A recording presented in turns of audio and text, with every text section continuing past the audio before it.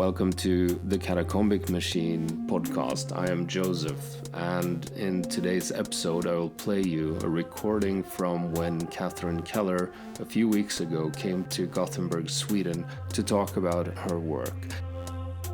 This is the first episode out of several that will be published from that event, and for those of you who appreciate Catherine's work as much as I do and have read her books, this first episode might not have too many surprises, but in the forthcoming episodes there will also be some talk about Catherine's forthcoming work, so stick around for that. And I still think this is an interesting and fun conversation to listen into, because there's not just people agreeing with Catherine, there's almost some debate. But primarily this is an introduction to Catherine's work and to her, and it's led by my dear friend Petra Carlsson, who you know. There's also the presence of the former Archbishop KG Hammar. Those of you who've been listening in for a long time knows that he was on Freestyle Christianity once. But there's a good conversation, and there are some other people involved as well. There is music in this episode as well. It's from Roma Ransom, so go check them out if you want. I'll post some links in the show notes, and I hope that you'll enjoy this.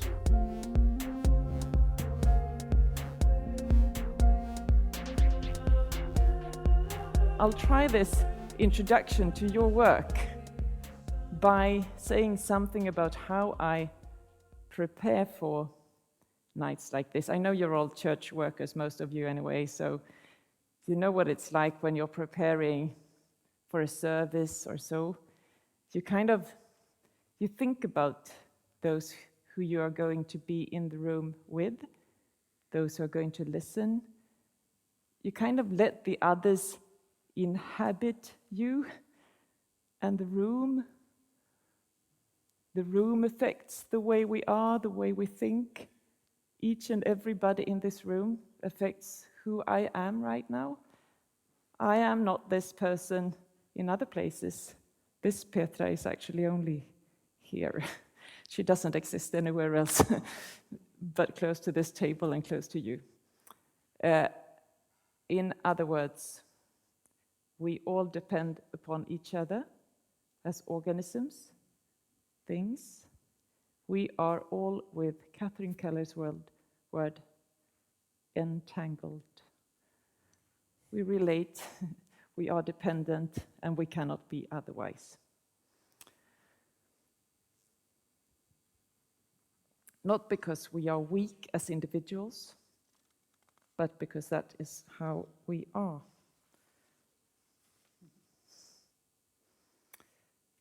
That is one way of describing one aspect of your theology. Catherine Keller, do you recognize it? As a kind of entanglement. Right to the point.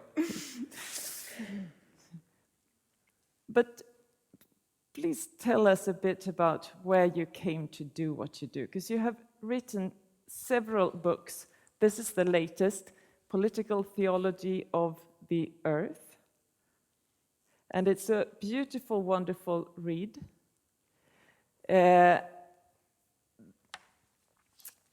That book is political, ecological, and mysterious all at once.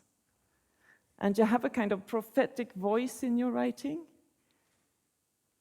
which is not giving a sense of hope necessarily, but some kind of sense of possibility.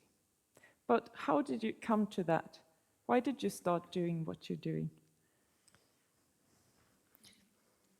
Thank you for that rich introduction and for the question. And in the meantime, thank you all for being here, and thank you, Bishop and Pastor and colleagues. And I have to thank everyone for torturing yourself with English for the evening.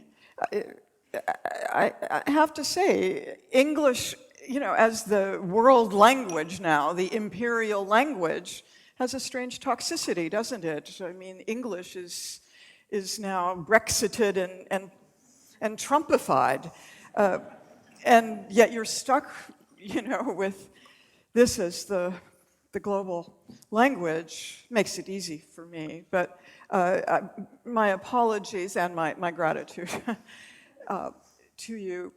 So I grew up often not in the United States, a very chaotic childhood, probably more chaotic than most Swedes can even imagine.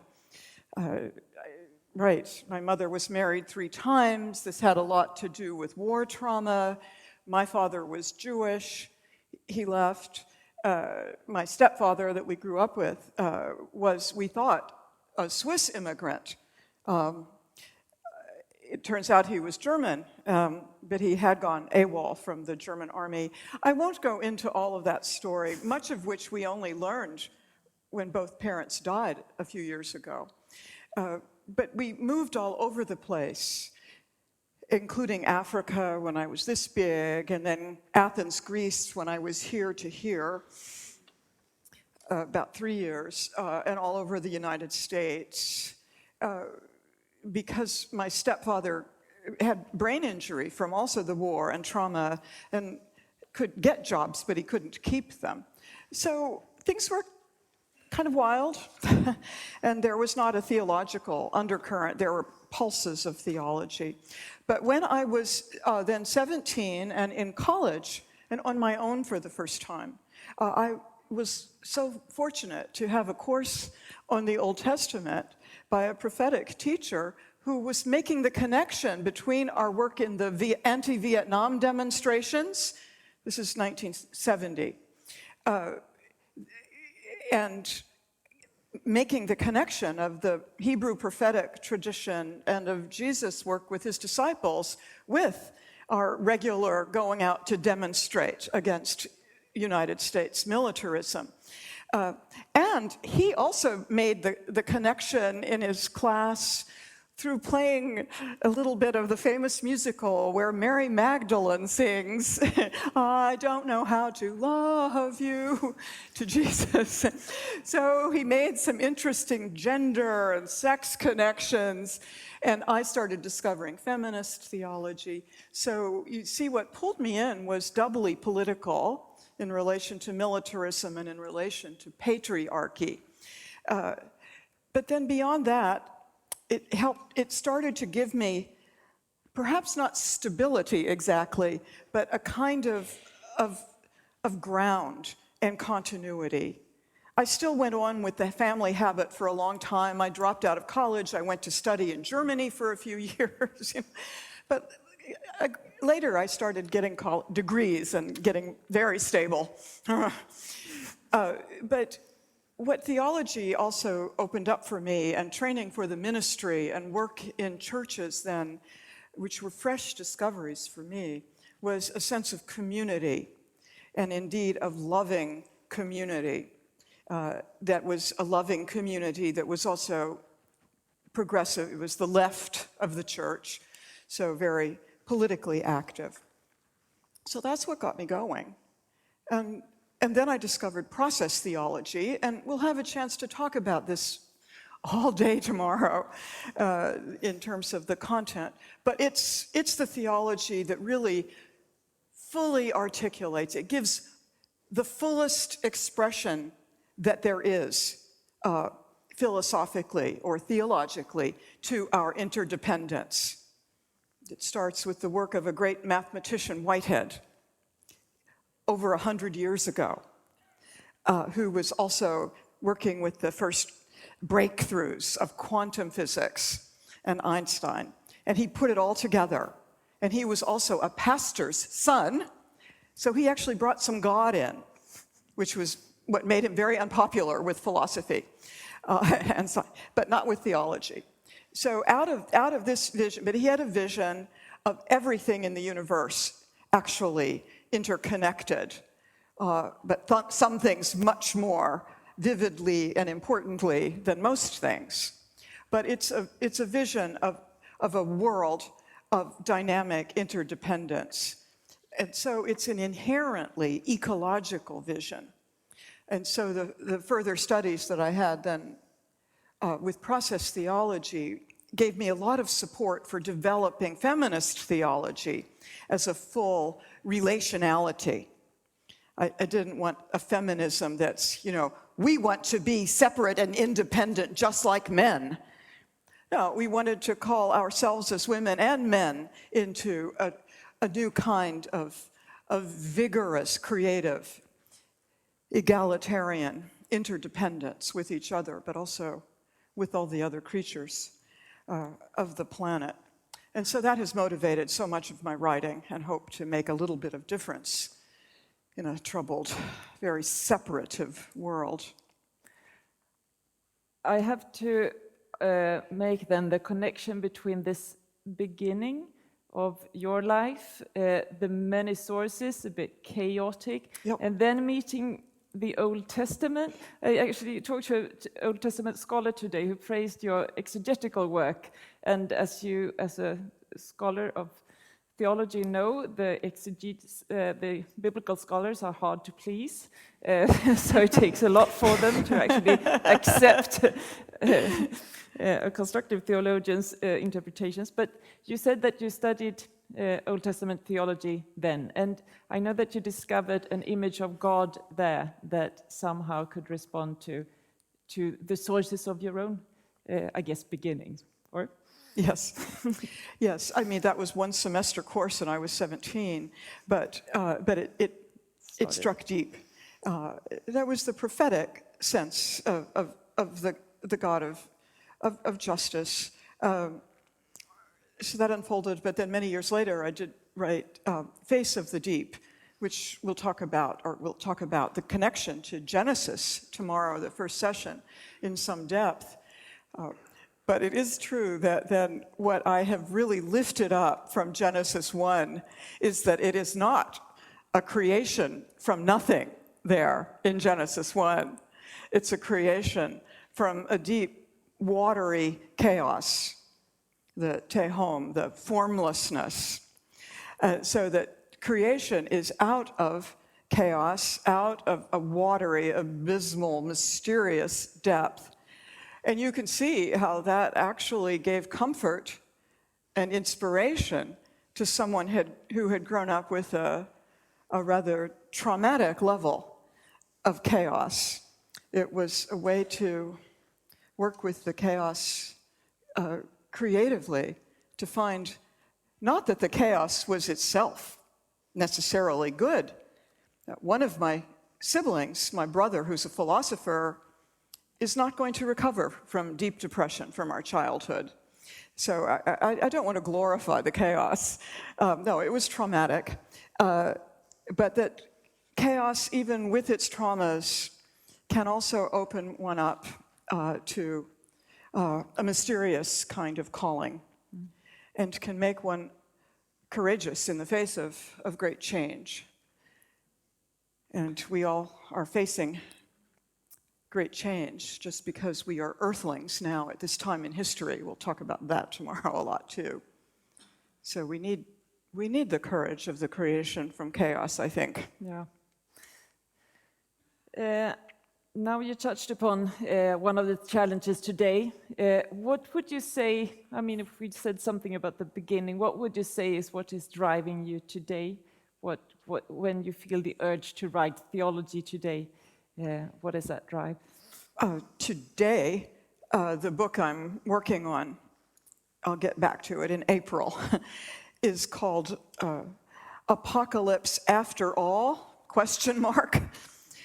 And it's driven by concern about climate change, and concern that now we're all going to be hearing apocalyptic vocabulary, right, for the rest of our lives. I'm afraid that's not taking a lot of prophecy to say. So I'm writing in the hope that there will be a wide audience. I'm writing this book for not scholars. I'm hoping there will be an audience who are very concerned about the way in which climate change is interacting with economics and politics, especially the politics driven by my nation right now, which is trumping whatever ecological progress and legislation we had, and therefore is having an unfathomably destructive impact on the world. So I'm driven by pulling together some reflection for people who are sensitive to the sort of apocalyptic tendencies of ecology, of politics, perhaps even of church institutions. Many people experience their churches as in deep, deep trouble. Mine is. I'm United Methodist. And I think we need to reflect a little bit on what the apocalypse really means in its biblical usage. We'll talk about that tomorrow. That'll probably be the last lecture tomorrow.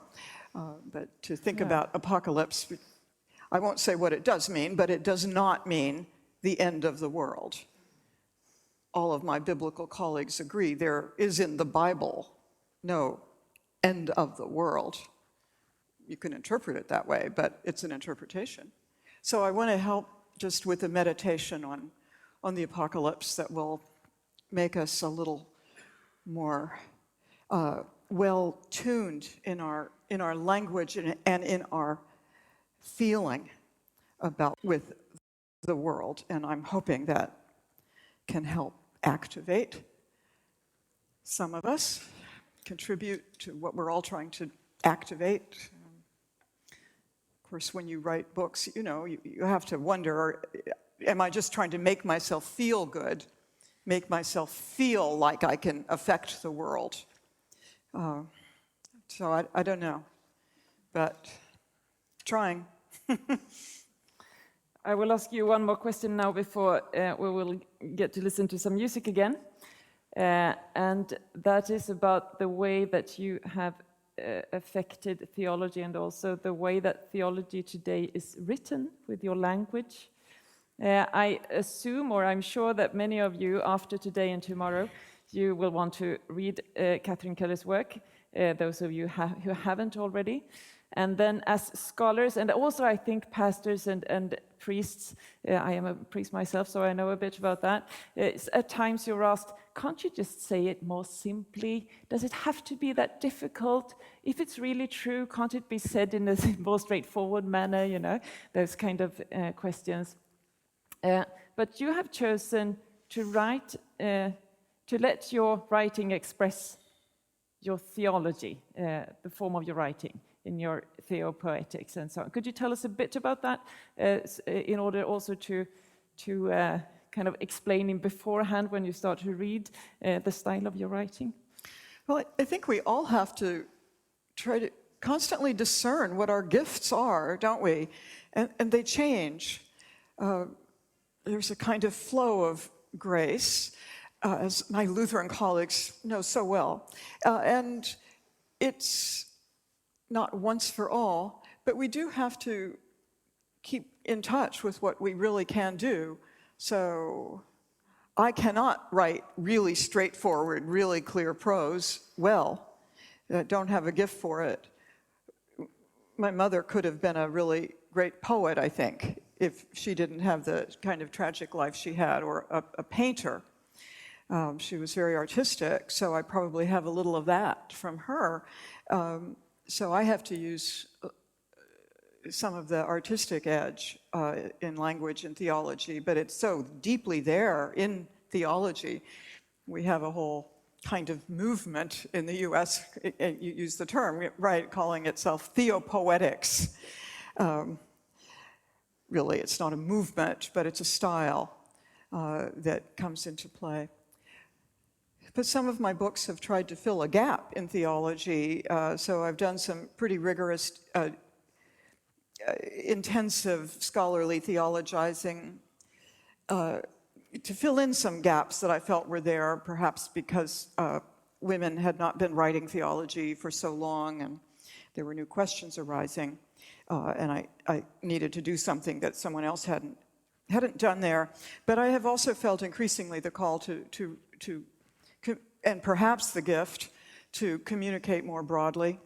So my book on the mystery really works with that, and it was written out of my experience teaching my introductory class in the School of Theology. And it works for introductions for a lot of people, lay people and theology students and sometimes undergraduates. And the book I'm writing now, the Apocalypse After All book, is going to try to reach an even wider audience, not just people trained in theology or getting trained, and not just Christians either. Different people of different faiths and perhaps people of no religious faith might want to think about the symbol of apocalypse. So I'm experimenting. Thank you, and you're doing it very well. And this is the latest, which is also, I find, very accessible. I hope so. And on the mystery, as you said. And all of them are, I find actually when reading your work, as with some philosophy, you have to stop reading with your head and start reading with your stomach and your heart, and then you will understand.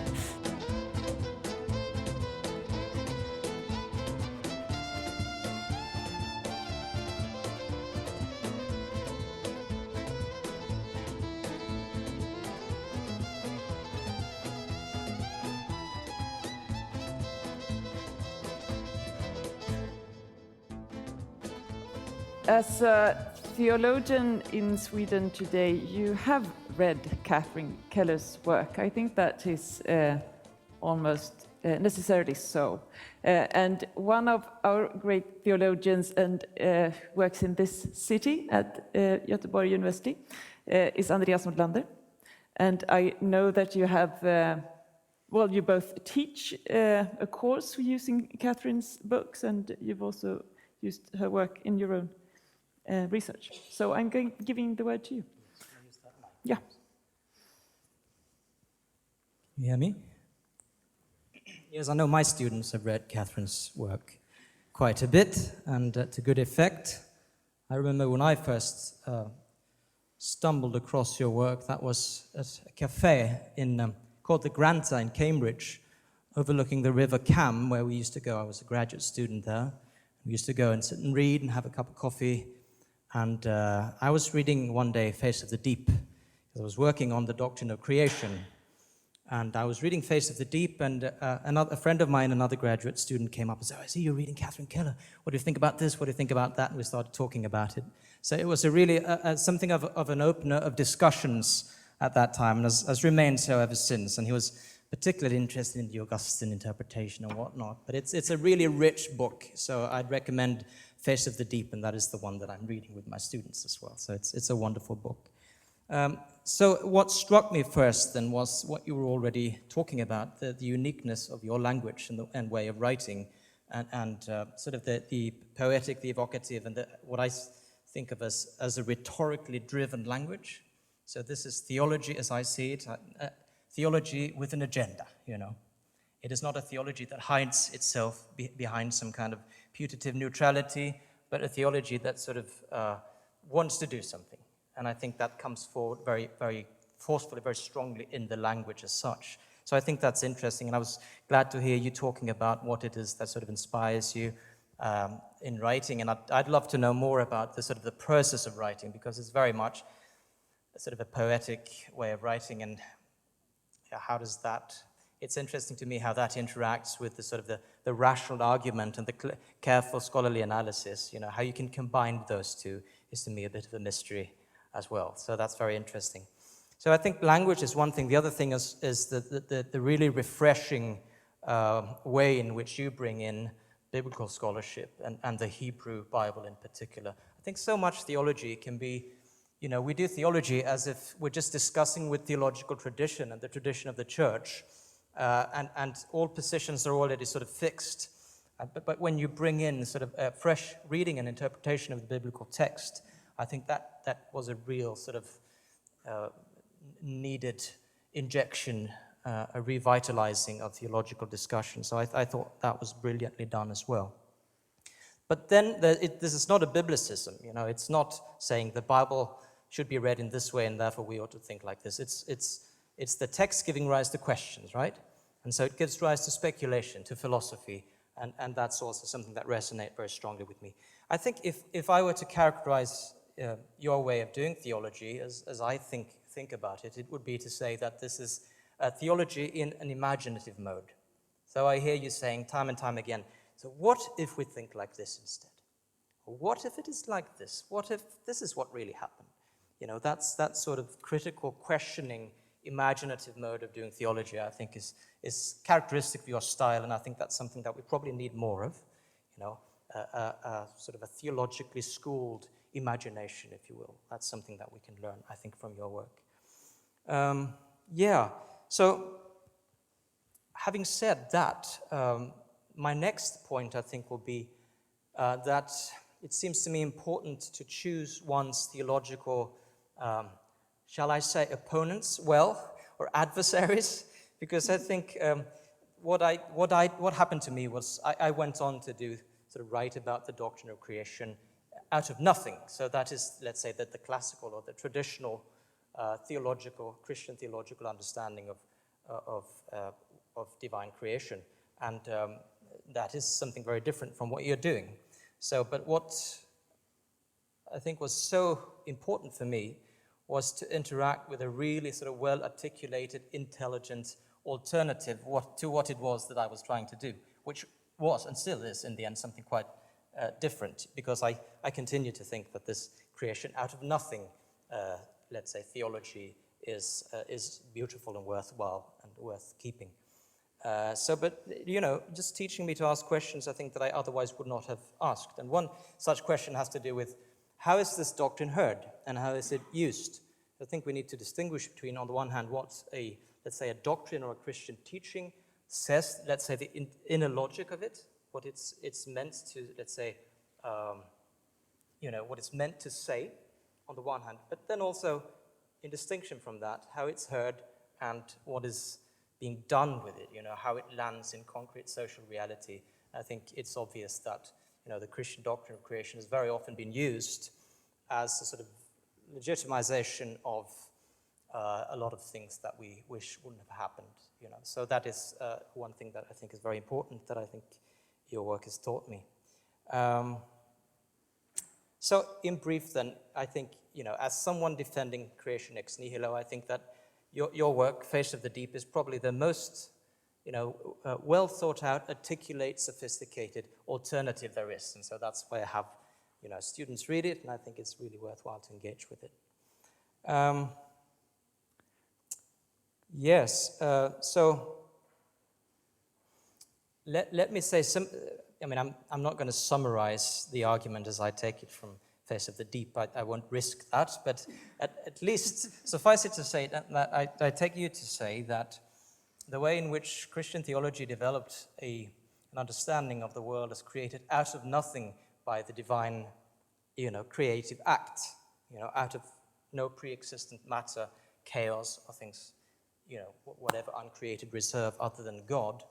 Take you to say that this was a mistake, this is not biblical, and it sort of had a different kind of motivation than the usual one, And I take you to say that it established a sort of a radical dualism between God, transcendent God on the one hand, and then a sort of a passive creation on the other. So it's the arch-dualism, let's say, of human discourse, this between God, the transcendent God, and the immanent world. Well, then that figure, that dualism, leads to a series of negative consequences that follow, political and otherwise, because that then gets to be the model along, the lines of which human relationships and political arrangements and so on are sort of structured. So I take that to be a main sort of argument in that book, and it leads me to ask a lot of questions. Is this what creation out of nothing means? Is it sort of a legitimizing of a series of what you call dominological? It's a nice word. And by the way, there's a lot of new terms coined in Catherine's work, a lot of hyphenated expressions, and neologisms and so on, which is, one way of being creative. So I ask all kinds of questions as a result of listening to you. I find myself, to be honest, often wanting very much the same things that you do. but disagreeing about what theology needs to say in order to get there, you know. So even though I defend creation ex nihilo, I'm not all that keen on hierarchical structures.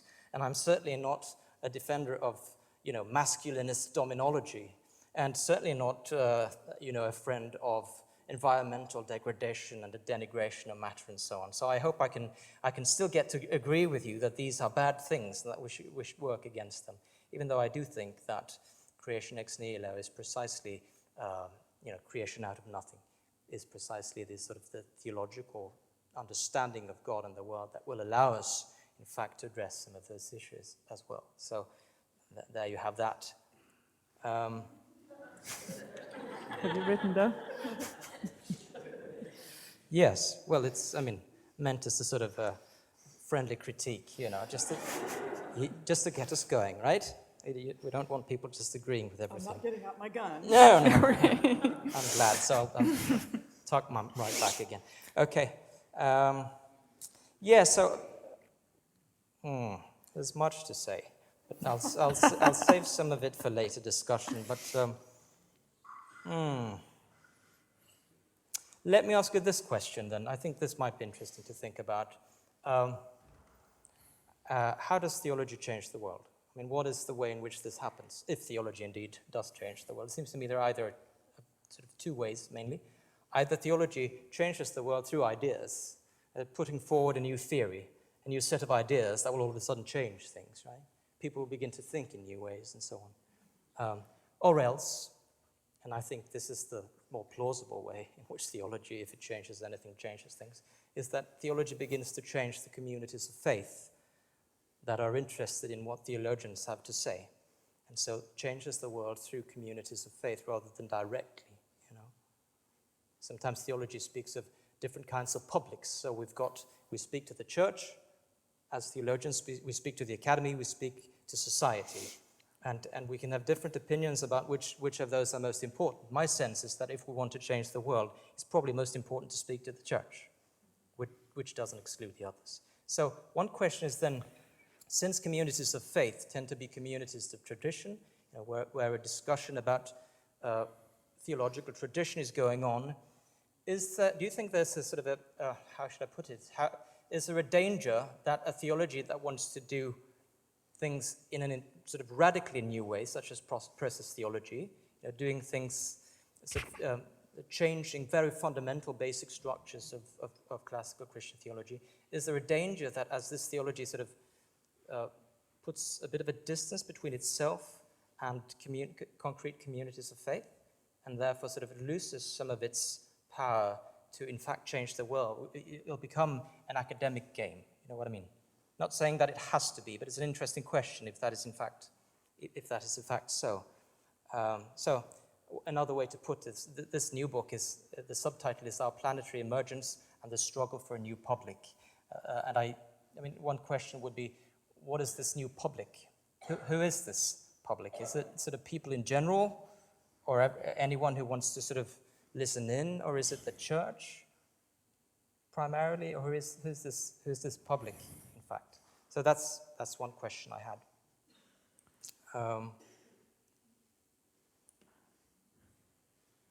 Shall I finish? Perhaps this is. You can finish because you will get more time to talk. Well, if I will get more time to talk, then I think I will finish. Thank you, Andreas. You promise? I promise, Andreas. And I'm really curious, actually, because I have this idea. There is, as you can hear now, there are the different kinds of theologians. Some think that the world was created out of nothing, this clean space. Do you have a clean desk at your work, Andreas? Well, nothing is not a clean space now. Oh, okay. Nothing is nothing, not a clean space. Not no, it's just nothing. You don't have anything. Okay, you don't even have a desk. I see. Well, I'm not God. Well, you have this chaotic beginning of things. So, what? I'm just curious in hearing this. What different kinds of gods are there? You know, this God that creates out of the chaotic profundis, the deep, contra the God creating out of.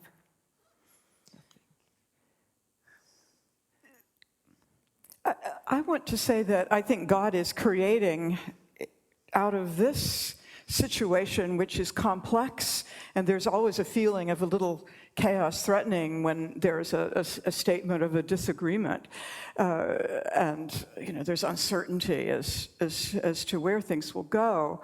But when I say I think God is creating something here, I don't mean that God from above, top down, is manipulating the outcome of this discussion, for instance. So that one of us will win because God wills it that way. God is often not choosing the actual winners. The winners often seem to be on the other side altogether. But so I think God is working all the time, but working very much through creaturely choices. And I'll talk a lot about that tomorrow, to get at it. And so it is a more complex and, in an important way, chaotic process. Not mere chaos as disorder, but rather the sense of unformed potentialities flowing. My favorite new concept of God is very old. It comes from a 9th century Irish mystic who I just got to hear 2 Irish Catholic theologians talking about. This is John Scotta's Equmeniakyrkan. And he calls God Deus curans. So God runs, or God flows, the flowing God. And that's resonating here. I'll talk more tomorrow about the kind of creativity that I think it is, but it's a creativity that is always in and through creaturely decisions and not just human. So through collective processes of engagement and of creativity, and those processes remain always a little bit indeterminate, a little bit uncertain as to where they are going, where they can yet go, what promise they still have within them. And we aren't being manipulated in this, we're being called. But that's what I want to get to tomorrow. And today I just want to say, I think it's really important that there continue to be defenses of the sort that you're making for the creatio ex nihilo, and in the style that you're making it, right? I mean, he's not here to pronounce me a heretic. And I have been in many circumstances where that accusation was coming forth. The HER of heresy, especially about 30 years ago, was, whoa, really coming at me. So I'm accustomed to that. Fortunately, there haven't been many burnings of heretics, literally. But you're interested in a conversation that helps clarify differences and possibilities. And I want to say, even in my Face of the Deep, I point out that there are ways of understanding that nothing that are, I think, very meaningful, as in Robert Neville, who has actually, as a Christian theologian, taken in a Buddhist understanding of nothingness, shunyata, as a way of understanding that primordial nothingness. And I was reflecting on that in the book and thinking, if that's what nothing means, a kind of no-thingness, then I can come much closer to it again. A no-thingness, because what I'm calling the chaos, or I actually call it the profundus, creatio ex profundis instead of ex nihilo, but that deep is not made of things, and it's not a thing. So it's a kind of no-thingness. So this won't solve the problems, but at least it's a point of rhetorical negotiation. And yes, of course, any strange new experiments in theology can be off-putting to particular Christian communities and can prevent us from doing the work we want to do. So when I teach my students, I share with them some of these more adventurous possibilities. I mean, this is in my On the Mystery, which is a teaching book. But we make very clear in the conversation, this is among us as theological thinkers who are explicitly working on these symbols. And then when you want to translate it into language that works for your community, there's a whole other act of interpretation needed and we can think about that too. But frankly, if we're worried about the danger that we won't reach congregations, that they'll be alienated, and therefore we won't be able to make the difference in the world through the churches, well, I think it's a risk worth taking, because in my experience, really traditional theology is having a very deadening effect on the churches of the world. And some of the more lively effects are from even worse theology there in the religious right of the United States. But the main line tends to be very orthodox, and the churches keep dying. So I do think that it's a time for experiments in language that can be enlivening. But I think the way I sense you're approaching the creatio ex nihilo can be that. Can do that. I don't think we want to have, when I am involved in deconstructing, opening up, criticizing a traditional dogma, the idea isn't then to erect a new, progressive dogma, my new eco-feminist, experimental Christian dogma, and that has to be the truth. So where would that get us? Yeah, let me just briefly, by way of response, saying that insofar as, I'm entirely in agreement with everything you say about, the way in which we are entangled. There is sort of creativity unfolding, the participation in sort of the becoming development of the world and so on. So I think there's a lot of sort of commonality there. I would want to say more or less the same things. I think still the sort of the basic issue that remains is whether this world that behaves in this sort of creative way, right? Mm-hmm. Whether that is in fact the created world, and God is, so to speak, in transcendent in relation to that, or in fact, if this is an equally primordial reality with God, call it chaos, call it the deep, and that these are, so to speak, from eternity entangled with each other. I think that's where the default line between those two positions lie. But having said that, we will agree on a number of things having to do with creativity and. Yeah, I think that's right, and we won't get into that metaphysical question. I just want to say, for me, the more radically immanent God is, the more radically transcendent God then manifests as being, because the very depth of divine immanence in the world, of the depth with which God is in the world and the world is in God, at the same time as it reveals this radically intimate immanence, reveals a profoundly mysterious transcendence. That's what I always want to argue. But it's not a transcendence of sort of God up there eternally the same, and then at some moment that becomes time, creating from the nothing something. I see it as much more of a creation from a depth within God, and that's not a new concept. I mean, that shelling picking up on Meister Eckhart and other figures in the mystical tradition, so that it's a kind of creation from God, not from outside of God. And that's very different from Augustine's creatio non de Deo, sed ex nihilo, that is not from God, but from nothing. And I want to say from God, creation from God and from the depths. So there's definitely a line to be drawn, but it's not as simple as immanence versus transcendence.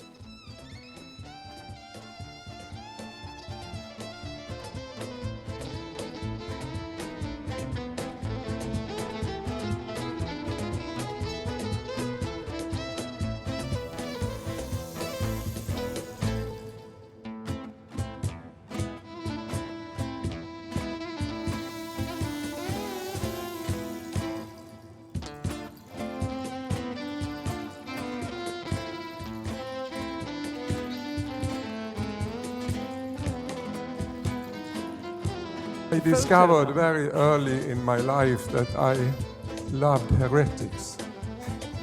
I've been interested in church history since I was a teenager and interpretation. And I discovered that I mostly liked the heretics more than the defenders of the traditional. But then later on, I realized that the heretics are also part of our tradition. It's not what power has decided is the right Christian faith that is our tradition. It's not the council's decisions and so on, and what bishops have said and our powerful people. But it's the whole stream through history that has debated what our faith means in different contexts and so on. And that was a freedom for me to realize that the heretics are also part of our tradition. And it was more of a coincidence if an heretic became a saint or was burnt to the stake. These two options were often quite close to one another. As interested in interpretation, I was challenged by evolution. Because evolution is the greatest challenge to our Christian tradition, in the sense that all our dogmas and our liturgical language and so was created in the pre-evolutionary period, with the antique worldview and so on. And now we had to realize that this is not the world we live in. We live in a world which is constantly changing. It has been changing all the time, and we don't need God to explain why it is as it is. And the only theology that I thought dealt with this in a realistic way was process theology. Everybody, all our traditions, theologies, try to, well, that is a different way God created the world through evolution. But let's say omnipotence, I mean the Almighty God still remained in some way. And process theology could explain this in a very different way. God is not almighty at all, but we confess it every Sunday in our church. And then the preachers, they need to be real good theologians to explain what we mean when we don't mean what we say. So I was very challenged by that experience. But the other source of my spiritual life is, as you might know, Dag Hammarskjöld and the mystical approach he made. And these two lines, they were combined in Catherine's book on the mystery. It looks like this. You have all talked about it, but now I can show it to you. It was such a comfort to read it, because I could accept my mystical background and conviction that this is the way theology it's the road theology must follow, and still open to evolution and process thought and so on. Wonderful. Then I continued with Catherine, very grateful for that book. And then this big one, it's a poetic, tough reading, but it's worthwhile, really. Cloud of the Impossible. And we have the medieval cloud of unknowing and so on in the background. It starts with a cloud on Mount Sinai, and then Areopagite, the Areopagite, and so on.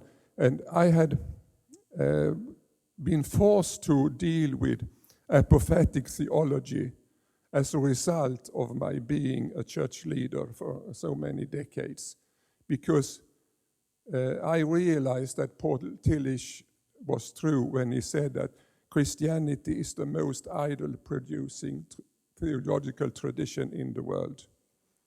because we emphasize the word so much, the concepts, that so many people among us think that belief is to believe in propositions, truth claims, static propositions. And the question I have got in all these 50 years in the church, most of all, is how many points do we have to believe in the creed to be counted as Christians? If there are 30, is 25 enough? Or what about bodily resurrection and all these things? And so we need a bit of the cloud in the church, the apophatic approach, to realize that we don't believe in our thoughts and the concepts we have figured out, but we live in something that is beyond language, and that is what the apophatic tradition talks about. And you have made this wonderful book,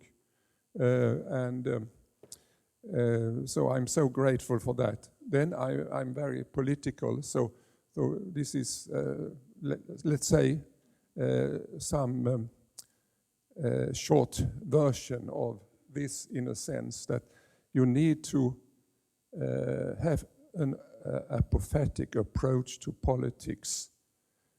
And in all our relations, the apophatic is needed in order to allow things to happen and change, as I have understood it. Let's dig into that.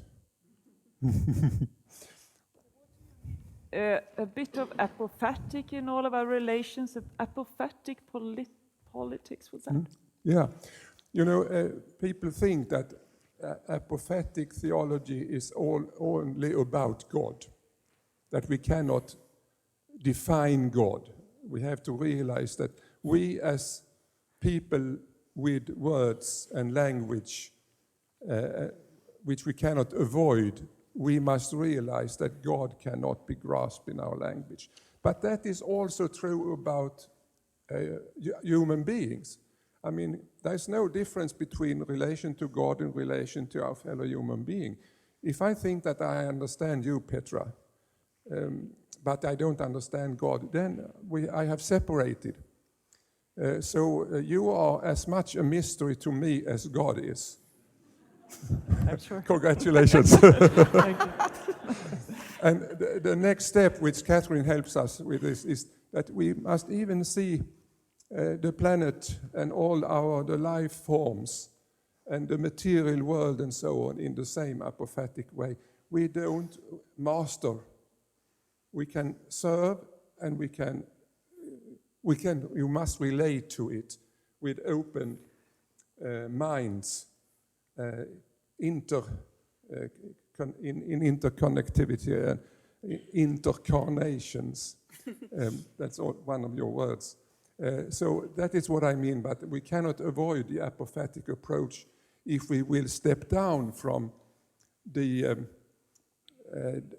human that is destroying the planet, because we think we know it and we master it, and start to live together with all there is.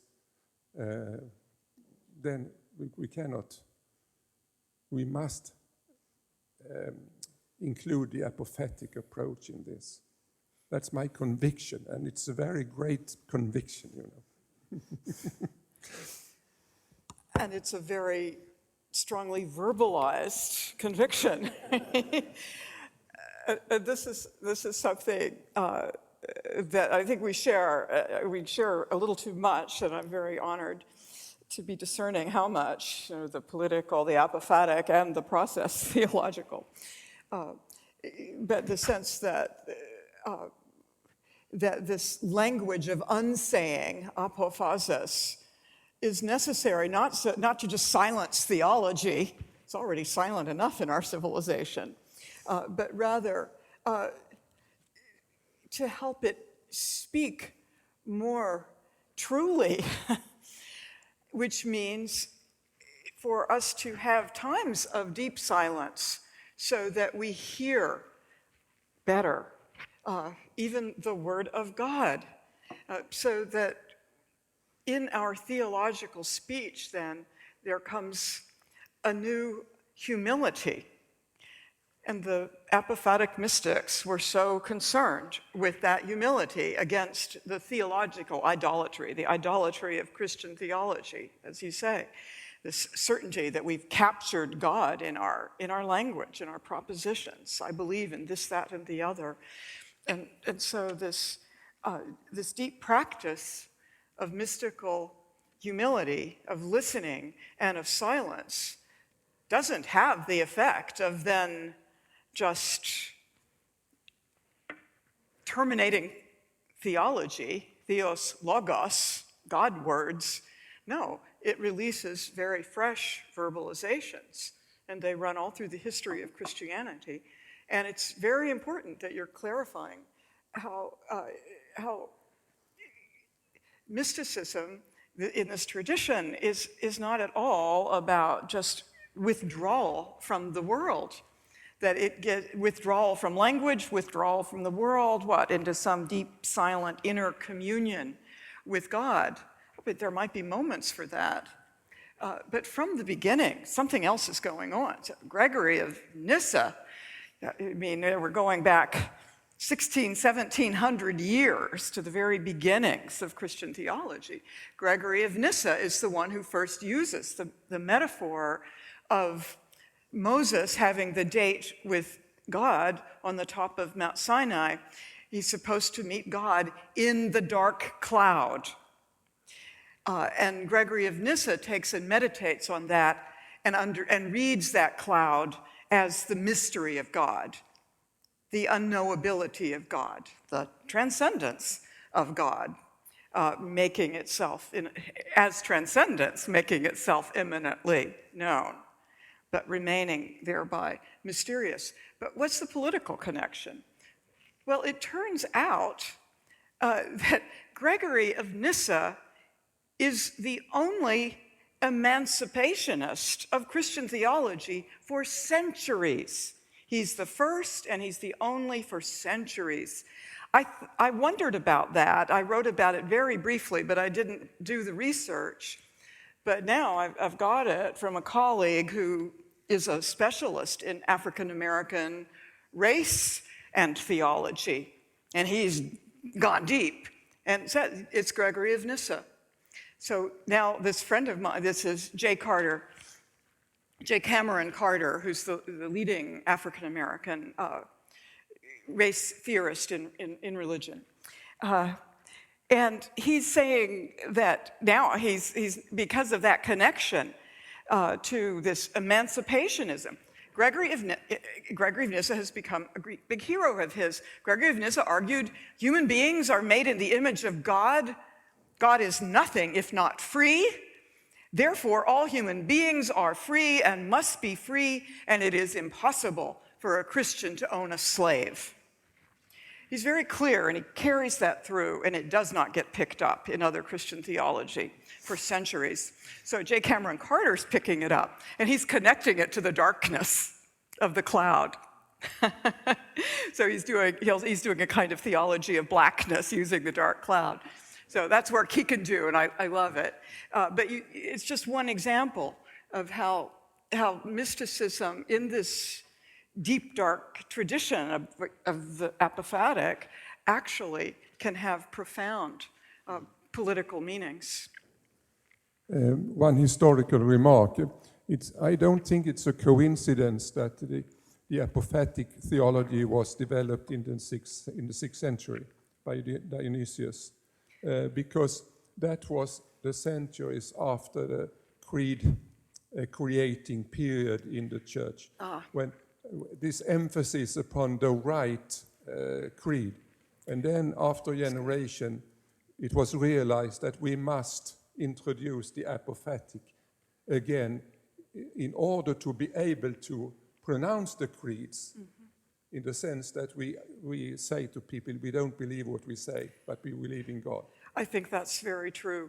Because when you have the beginning of the apophatic earlier in Gregory of Nyssa, with the metaphor of the cloud, the dark cloud, he's not so much worrying about theological idolatry. That's that later moment. No, that's very helpful.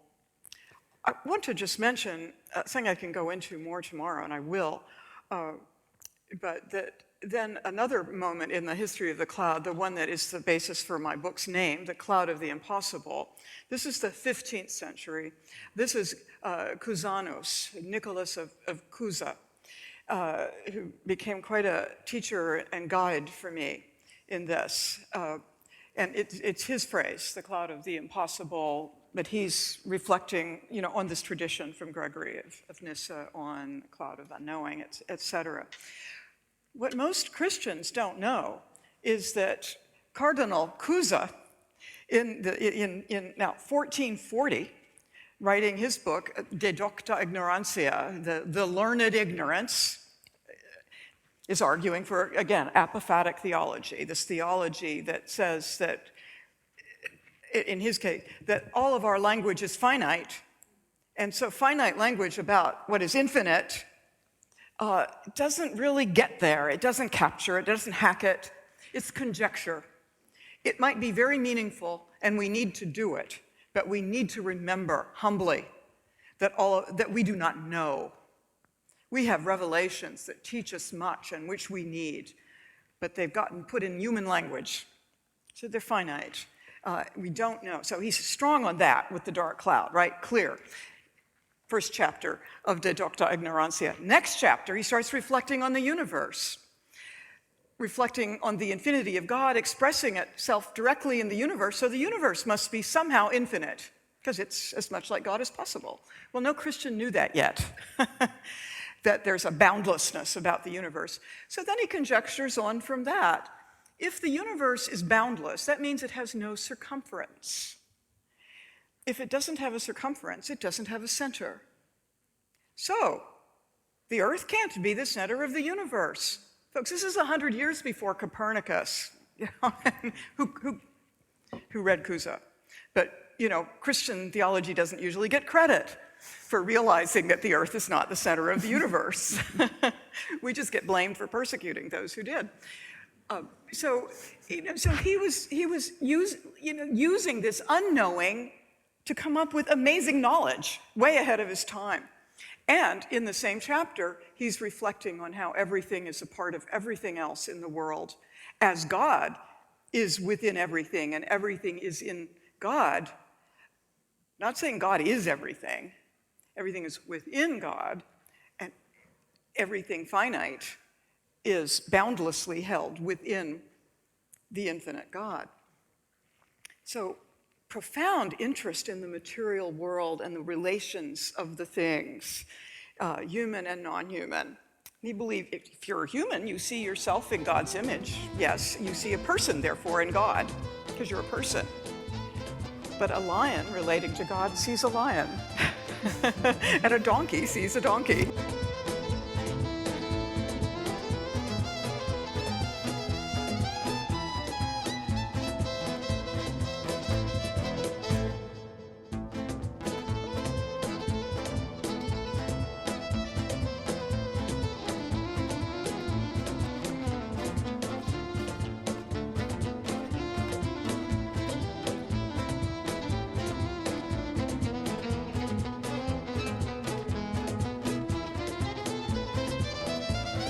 I remember one story from Nicolaus Cusanus about a painting.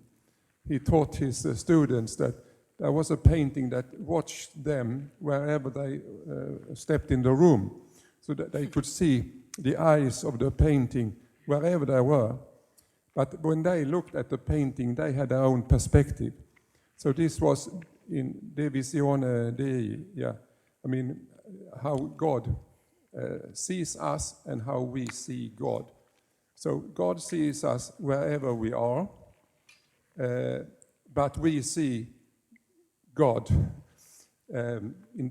from different perspectives. And one perspective is no more true than another perspective. So we are all needed in order to get a sense of what God is. And what we can see is that He sees us. That book is actually translated to Swedish. Om Gudsseende by Nicholas Kusa. It's beautiful. There are many Swedish translations by a woman up in Dalarna who's made them. But another important aspect of that is also that when Nicholas Kusa asks these brothers, it's in a monastery, to sit in front of that icon, it's both in order to see that from every perspective you look, you see God, but also to do it together, because everyone else is also seen by God. I have to notice that you are also in God's perspective, and you are, and you are, you are. Yeah. Did you want to say something in response to that? Because otherwise I'm going to ask Andreas again about why is it so good with the ex nihilo? Could I say something first? Yeah, do so. You can think about that. I'm not feeling apophatic. But I just want to point out, given what happened in Christchurch, given the crisis of Islamophobia, that it is the same Nicholas of Cusa who then in 1453 wrote De Paces Fides, on the peace of the faith, Pace Pax, on the peace of the faith. And he is, in fact, taking his radically perspectival view. And other thinkers in the 20th century say he seems to be the first to really have made fully conscious the multiplicity of perspectives. He has a theory of perspectivalism, multiple perspectives at the same time, all being valid. God's eye, you're looking at the icon, you can all be looking at the same big icon, and you can all be moving all around, and the icon will seem to have its eyes following just you. And yet you can see that it's happening with all the others. So what does he do? He applies this to what has just happened, which is that, that's right, Constantinople has been crushed by Mehmet the Conqueror. The Ottoman Empire has destroyed Eastern Christianity in its stronghold, basically, has taken down the Byzantine Empire. And Cusa had a lot of involvement with trying to bring peace between East and West Christianity. But instead of getting gung-ho about a new crusade with his pope, though he didn't dispute his pope directly, he wrote this book on the peace of the faith. And he's using the apophatic method and saying, because none of us know who God is, meaning even I, a Catholic cardinal, because none of us know God, we cannot say that those who have other views of God do not know God. And he goes on to develop basically a sense of multiple religious perspectives. He stages the whole conversation with different kinds of Christianity, with Jews, with three different Mohammedans. And they come to an agreement about the unknown mystery of God that they all can recognize, and recognize that their particular symbols are the perspectives of their tradition. He remains Christocentric. He certainly argues Christianity is the most true and takes this most into account, but he goes there, even in the face of that devastation, in the face of Islamic power. He wants to make peace and now begins to do it before most anyone else had gone quite there in terms of looking at multiple true religious perspectives, none of them fully true. So, unfortunately, Martin Luther reacted differently when the Muslims threatened Vienna. Very different from Nicolaus Cusanus. of course, it's only because the Muslims were distracting the empire, the Christian empire at Vienna, that the Reformation had a chance, as I read it, but yes. Okay, back to nothing. back to ex nihilo. Yes. So let me. Yes, there's a personal side to everything in theology, obviously, and I think for me, I grew up in a kind of a context where you got the impression very often that God was, the preacher's best buddy, and the preacher had sort of God on the string, and it was a God like just the biggest and best thing out there. But so it was for me, it was a relief, and when I started to get to know the Christian doctrine of creation, which implies the transcendence of God so strongly, and so that God cannot be like any other human or created thing. So I realize now my job is to play the naughty boy a little bit tonight, so I think I'm just going to go ahead and do that and sort of disrupt this beautiful consensus that we've got going. It gets so warm and fuzzy and cozy, so I think I'll just go ahead and do that. And it seems to me that creation ex nihilo, creation out of nothing, is what in fact grounds the apophaticism that you both seek. That is precisely... I mean, you talk about apophaticism as if this is, something entirely other, but that comes precisely out of the tradition of the creation ex nihilo, it seems to me. That's one thing to say, but it's not the only thing it does. I mean, it also grounds a notion of analogy between this creator and the world that, in fact, lo and behold, allows us to speak also truthfully about God, though not comprehending God adequately. And so I get the sense that as you talk about apophaticism, that is true, but it's the half-truth, right?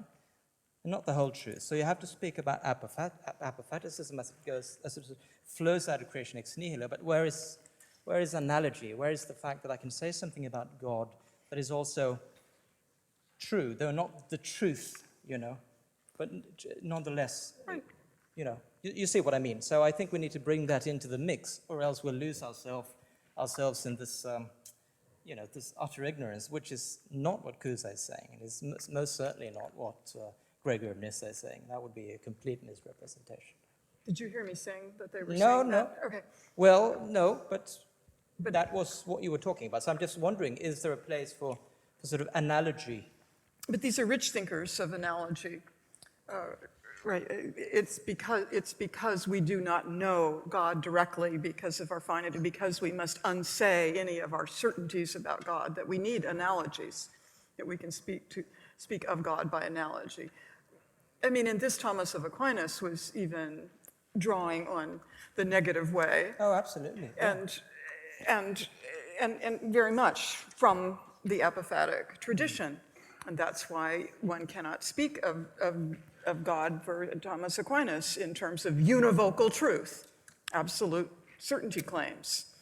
Just one meaning for one symbol, no univocal truth, but also not equivocal, as in anything goes, but analogical. Yeah. So yes, I think it's closely connected. In later points of history, we call analogies symbols or then metaphors. So the language about language shifts. Yeah. But yes, that's crucial. There are ways of speaking of the mystery that honor the mystery. Yeah. And that is a way of honoring the transcendence. And ways of speaking of that mystery that are more truthful than others, I suppose. Absolutely. You are right in one thing.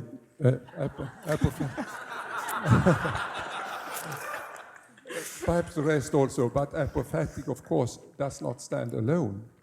No. Nobody, that's impossible to think in that way, but because apophatic becomes important when you live in a tradition of words, especially in a religious tradition of words and concepts, then apophatic becomes very crucial. But if you cannot express your faith in words in a full way, how can you then do it? Well, then apophatic must be followed by doing God. I mean, living, theopoiesis. I mean, apophatic is never alone. It must be accompanied by a way of choosing a way of life that expresses what you believe in. If you cannot express it in words, you have to express it in your life. All the mystics talk about that. So it's never alone. It's not just leaving the concepts up in the cloud. That's very important. So let's talk a little about politics of changing the world also. Mm-hmm. We will actually already end, but I want to say something about precisely that, because we're going to talk, or many of you are going to talk all day tomorrow as well. I'm sure we could as well, but Okay, so if theology is not necessarily only words, because words can't fully capture God and those ideas that we have, if God, that idea, whatever it is, that life forth somehow emerges, is created, being created, creation being created, I'm thinking of an encounter I had last Friday. Now we're back at Mynttorget together with Greta Thunberg. My little 9-year-old, she has, Greta Thunberg is one of her biggest idols at the moment, and so we were standing there. There was constantly 1,000 young people on the square. Oh, I was really moved by that experience, and some grown-ups as well. We were there for about 2 hours, and people were coming and going all day long. And my young daughter caught Greta Thunberg in her yellow raincoat. Oh, Mom, we have to go there. Let's go there. So I moved closer, and it was so crowded, so many people. And suddenly I bumped into someone wearing a collar. And I said, just, oh, sister. I don't usually say sister, but I think I was so moved by that. So, oh, sister, I'm so glad you're here wearing your collar. It was Lena Bergström. Do you know her? Yeah, you're some nodding. She's a regional leader in Equmeniakyrkan, or used to be, I think. Now she works at Brobygge.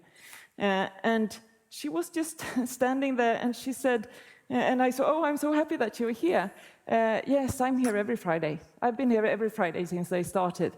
And she was so wet because it was so rainy, and she was just standing there. She was wearing like volunteer. I'm just making sure that the kids are okay. Wearing her collar every Friday, and she's there, and I'm thinking that is political theology as a kind of bodily presence, and that little sign saying Jesus is also here.